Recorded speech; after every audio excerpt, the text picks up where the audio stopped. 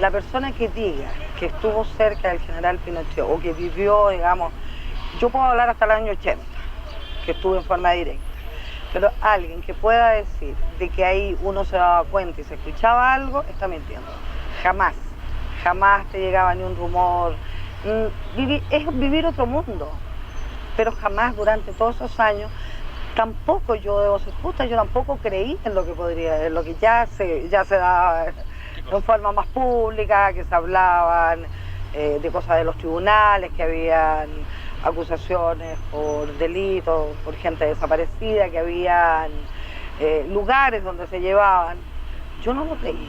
Yo al principio yo diría que para mí todo eso era un mundo que yo no lo encontraba irreal. ¿Qué era real? Me acuerdo que a mi casa llegó un libro con el título ¿Dónde están? Y traía datos de gente desaparecida, lo que se sabía de ellos, de cómo se los habían llevado. Yo tendría unos 11 años y a escondidas lo hojeaba con curiosidad. Muchos años más tarde esas historias aparecieron en los informes oficiales, que otros decían que eran irreales. Según esos informes, unas 3.000 personas fueron asesinadas, menos de 100 en choques entre una débil resistencia armada y los militares, el resto en ejecuciones y secuestros. Muchos eran izquierdistas, cuyos cuerpos se hundieron clandestinamente en el Océano Pacífico. Hubo 1.000 cárceles, conocidas o secretas, y de pequeño yo jugaba sin saberlo justo enfrente de una de las principales en mi barrio. En ellas, más de 30.000 personas fueron torturadas durante el gobierno de Pinochet.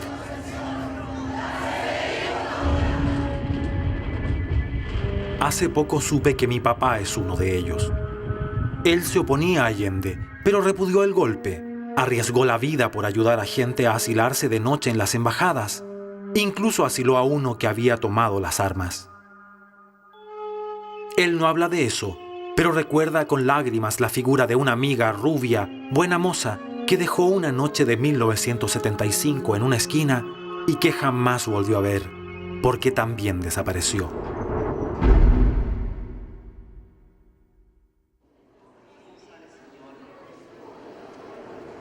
Una vez, en 1986, un grupo intentó matar a Pinochet sin éxito.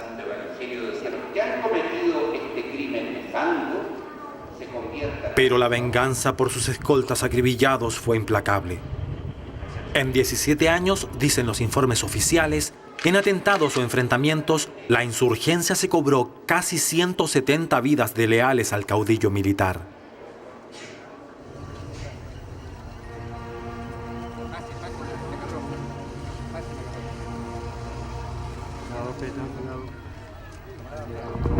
Se aplicará el máximo del rigor que la ley establece. Este atentado premeditado, venga su rey, hágase su voluntad en la tierra como en el cielo. Danos hoy nuestro pan de cada día. Perdona nuestras ofensas, como también nosotros perdonamos a los que nos ofenden. No nos dejes caer en tentación y líbranos del mal. Era el miedo ante esta bota que te iba a pisar, sí o sí. Y que yo no iba a ser lo suficientemente valiente ni como para vencer ese miedo. ¿Habrá valido la pena? Ahí es la primera vez que yo me pregunto, que un tipo de 30 años, joven, inteligente, con 3 hijos, y yo la primera vez que empiezo a tener un quiebre y una pregunta hacia mi padre, ¿sí? ¿Por qué me dejó? Por esto. No triunfó lo que él pensaba, nunca iba a triunfar, era irreal. O sea, ¿cómo se le ocurrió pensar en eso? ¿Por qué no nos puso a nosotros en primer lugar?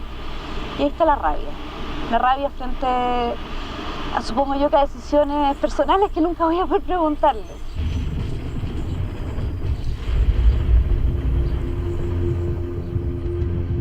Los traigo para despertarlos, señores. Para que pensemos que estamos en una guerra, que no ha terminado la guerra. Se cometieron hechos, son muy lamentables, son reconocidos, se asumen las responsabilidades políticas, pero eso, a mi juicio, no puede ser el contrarrestar una obra de modernización económica que ha sido realmente notable y que yo creo que será reconocida como un logro, como como uno de los logros del régimen militar chileno conducido por el presidente Pinochet. Pinochet comenzó a aplicar en 1974 el modelo de economía de mercado, reformas que en su tiempo significaron pobreza para la mitad de la población para modernizar el país. 33 años más tarde, una mujer socialista ocupa el sillón de O'Higgins. Algunos preguntan si la historia ha retrocedido. Michelle Bachelet dice que intenta hacer más social el modelo impuesto por los economistas del general. Otros se preguntan si es posible hacer eso sin reformarlo o intervenirlo. Y creo que mucho de lo alcanzado en Chile en el curso de los últimos 15 años, que ha sido en buena medida perfeccionar materias que se habían establecido durante el régimen militar, obedece a que hoy día Chile pueda mostrar síntomas de una prosperidad económica muy diferente a la que se presentan en otras realidades. Y la pregunta que uno se podría formular, y que me la han señalado muchas veces, para aplicar estos modelos de economía de mercado, ¿es indispensable pasar por etapas de carácter dictatorial en las cuales se violen este tipo de derechos humanos? Y mi respuesta ha sido categóricamente no. Triunfar donde fracasó Allende, en la economía. En un comienzo con los aplausos y el apoyo de Washington, la obsesión del general era entonces la guerra al imperialismo comunista. Se consideraba a sí mismo como el único que había conseguido derrotar a Moscú y La Habana. Lo recuerdo cada noche en televisión, en blanco y negro, repitiéndolo una y otra vez. La televisión era todo lo que había. La televisión era de Pinochet. Les recuerdo lo siguiente.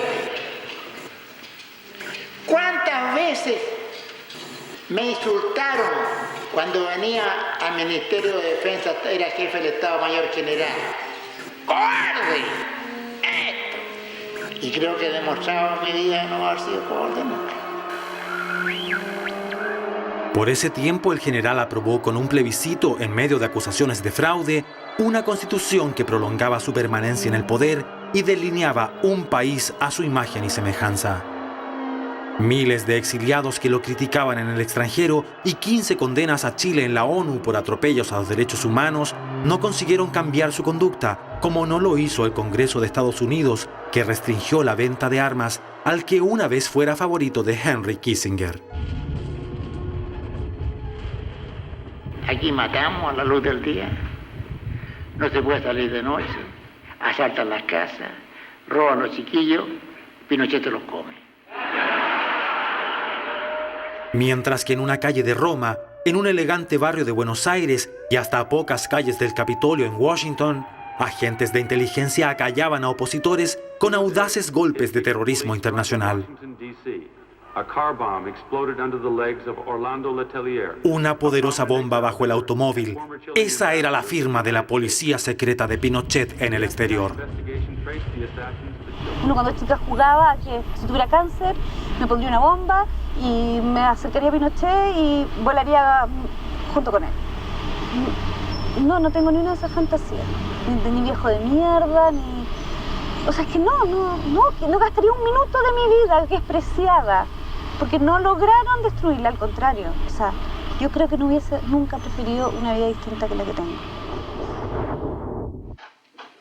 Porque los comunistas son más hábiles que nosotros, pues.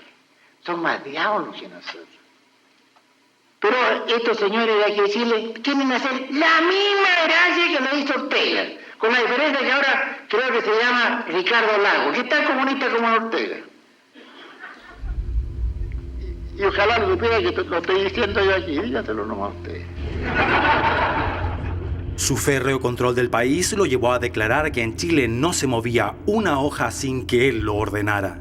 Privatizaciones de las empresas estatales y apertura a los mercados internacionales mostraban el rostro liberal de su gobierno. Pero la libertad terminaba allí. Y ahí se puede dar cuenta que todo lo que dicen afuera hay 90% sí. Mentira y 10% sí.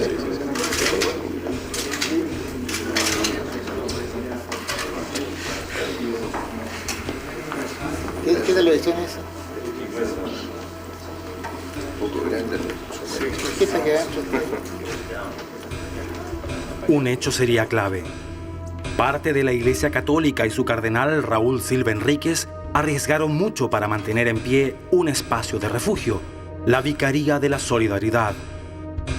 En 1978, el cardenal organiza el Simposio Internacional por los Derechos Humanos, que coincide con el primer hallazgo de cuerpos de detenidos desaparecidos en un horno de cal. El vicario de los derechos humanos los mantuvo a salvo en su automóvil para que no fueran incautados por la policía secreta, mientras el espanto se hacía noticia. Yo tenía 10 años.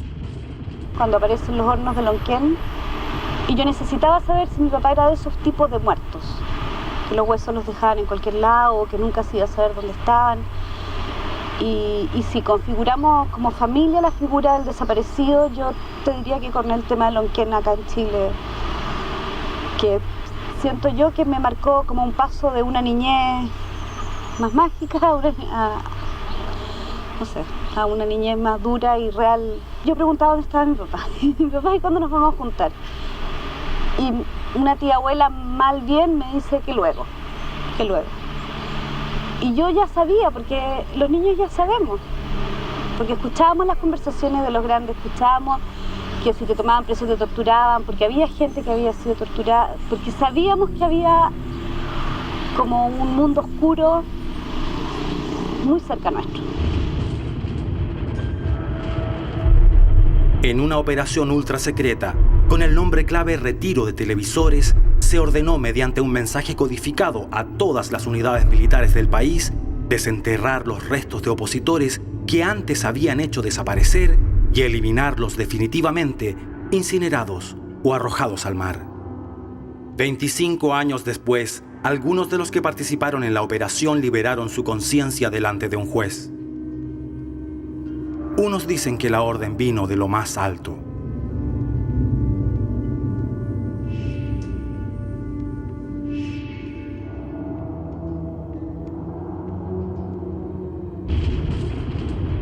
A asumir la representación de la nación entera para en su nombre pedir perdón a los familiares de la víctima.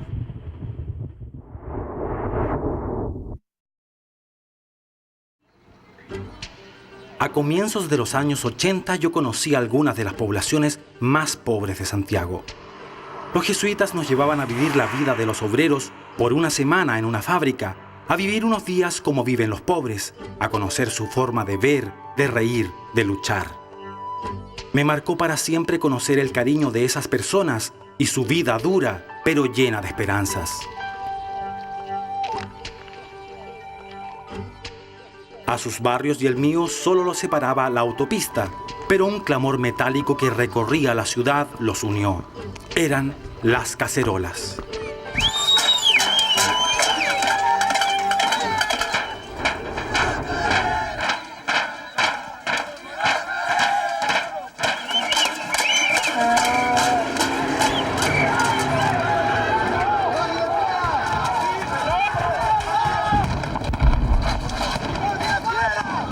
Por esos años, la oposición clandestina logró iniciar una ola de protestas que cristalizaron el creciente descontento contra el gobierno.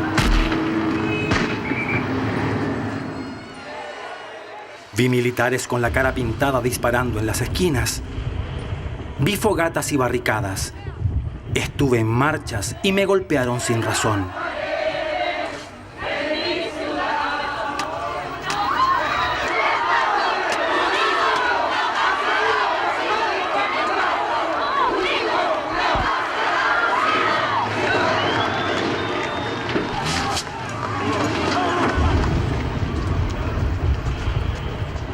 Recuerdo que a 2 calles de mi casa, un niño murió en su cama, alcanzado por una bala que entró por la ventana.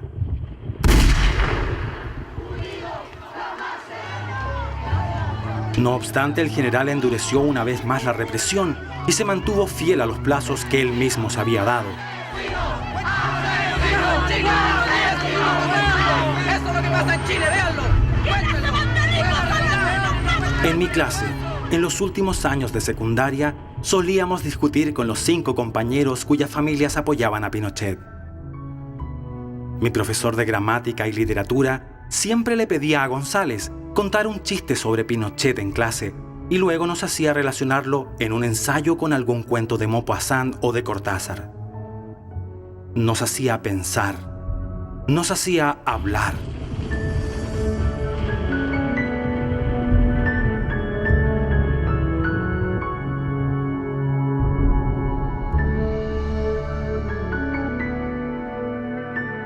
Degollados, acribillados, quemados vivos. Cada nueva víctima de la represión era una dentellada al movimiento que exigía democracia, una seria advertencia para quienes imaginaban un Chile sin dictador.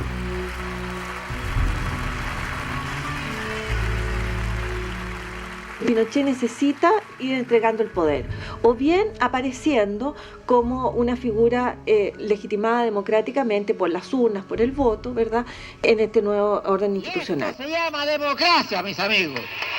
A Pinochet se le convence de que se someta a una elección, ¿verdad?, con el convencimiento total de que en esa elección va a ganarla y entonces va a poder estar 8 años más y después se reeligió otros 8 años más y eso ya le daba a él suficiente tiempo como a pensar que podía seguir manejando el gobierno del país y el poder total del país. Porque si acaso el pueblo no lo quiere, puta que no, pues. Con la fuerza de mi voz, vamos a decir que no, yo lo canto sin temor.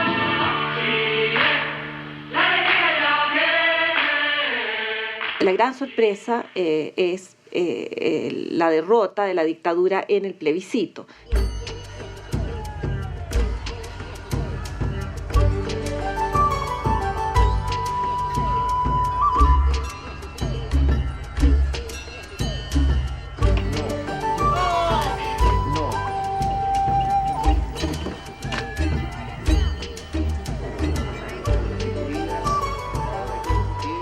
Fue el tiempo más excitante que recuerde.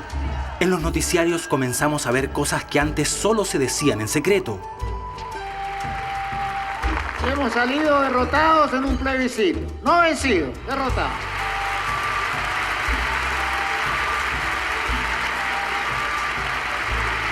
Pero no olviden ustedes que en la historia del mundo hay un plebiscito en la cual juzgaban a Cristo y a Barrabás, y el pueblo votó por Barrabás. Mis padres andaban como poseídos de una alegría que habían olvidado. La política, rescatada de un largo exilio, se nos presentaba como una tarea épica, emocionante, liberadora. La estrategia de la paz, de los ciudadanos sin armas, pareció lograr lo imposible. Llegamos a creer que la política era poesía y alegría. La primera vez que entré a La Moneda como estudiante de periodismo, besé uno de sus muros. Era el día que un mandatario elegido volvió a la casa de los presidentes de Chile con una promesa de justicia. Presidente de la República, sí juro. Era la única democracia que conocíamos la mitad de los chilenos.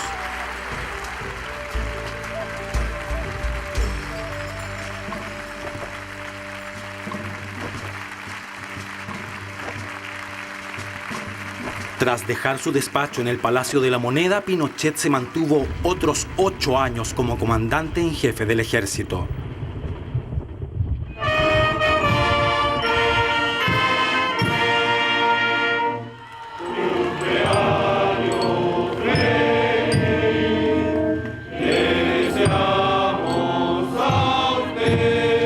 La Constitución les impedía a los nuevos presidentes remover a su subalterno. No tocar al amenazante general que reivindicaba su pasado era el precio de la democracia.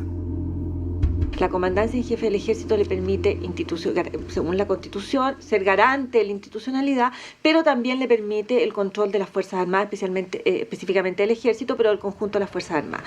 La Concertación, que ha ganado el plebiscito y que llega al gobierno, ¿verdad?, teme fuertemente un golpe de Estado.